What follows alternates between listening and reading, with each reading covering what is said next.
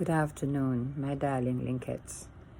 I did not make a video yesterday because I was feeling kind of weak after the COPD exacerbation, and so I took a little time off. I've been very, very self-satisfied. I guess that's the word.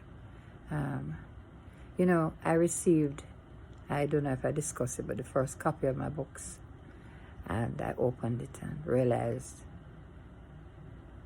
I've experienced, as my cousin said, my renaissance, something that I created all on my own.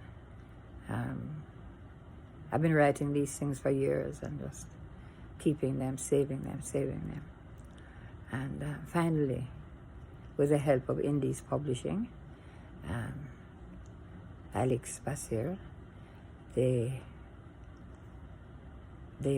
took life, and they're going to be here long after I am gone. And I cannot explain the feeling to you of holding this book with my words, my power, and what it has done for my self-esteem. I think I lived vicariously through my husbands and a third very important relationship, and through, of course, my 4 children, and now through my grandchildren. I don't think I have to rely on them that much anymore, because I've come into my own.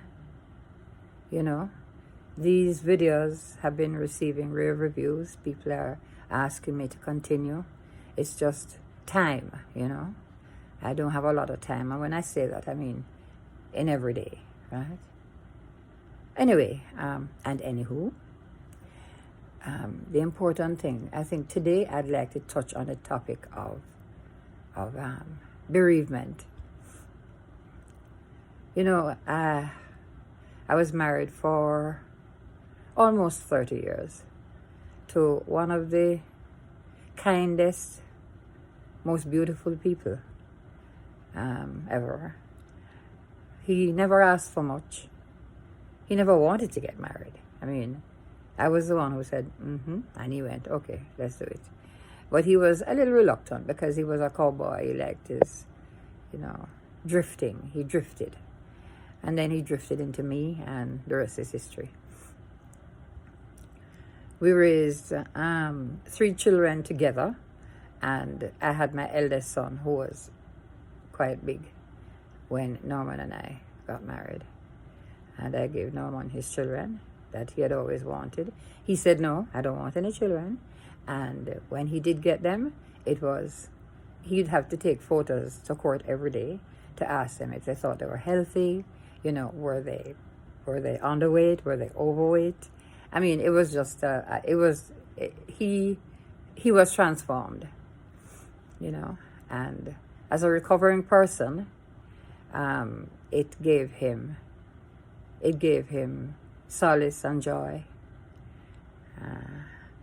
and he loved his children. He did everything he could with them. I'll give you a little story, and this should show you how much he loved his children. When our daughter was about 12, and I didn't let them sleep over a lot. The boy is different, but they never wanted to. But her, I guarded carefully for things in the background, which we will get to later. Anyway, she asked if she could go to Montego Bay with a very good friend of mine and her daughter. And I said, are you sure this is what you want? And she said yes. I said, well, as long as you're sure it's what you want. I trust these people, and yes, you may go. They were staying at the Round Hill.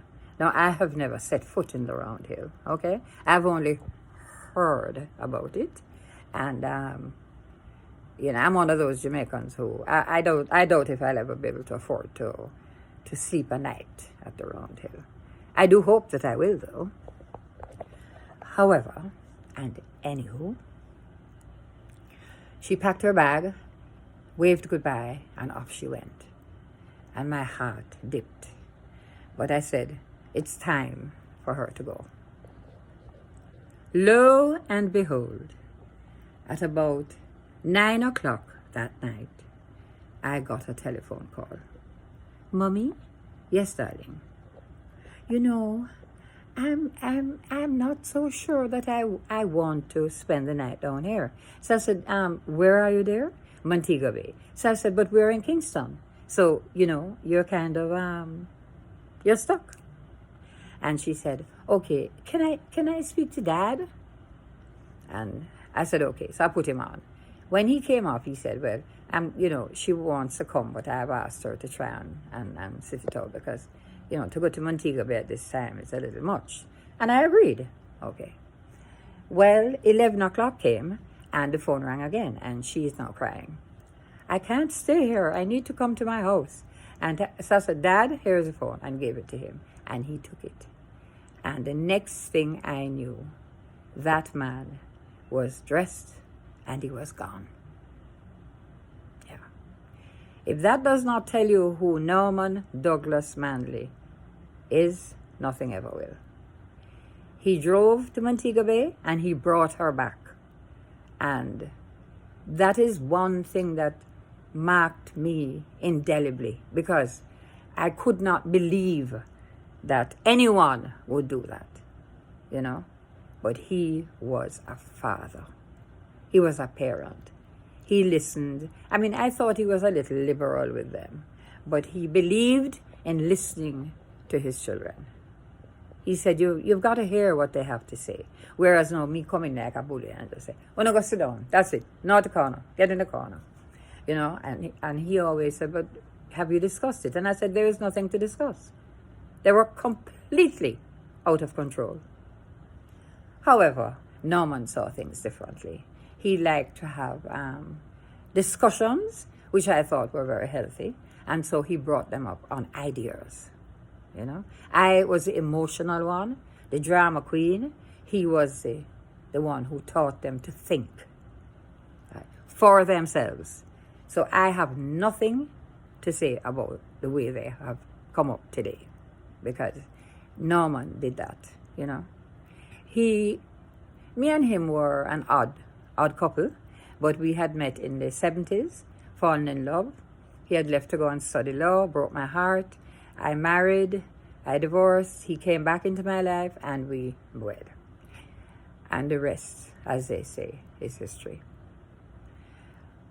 Anywho, because I don't want this video to go over time, I'm going to continue in part 2. Thank you very much, my linkheads. Remember, seize the day. Happiness and joy.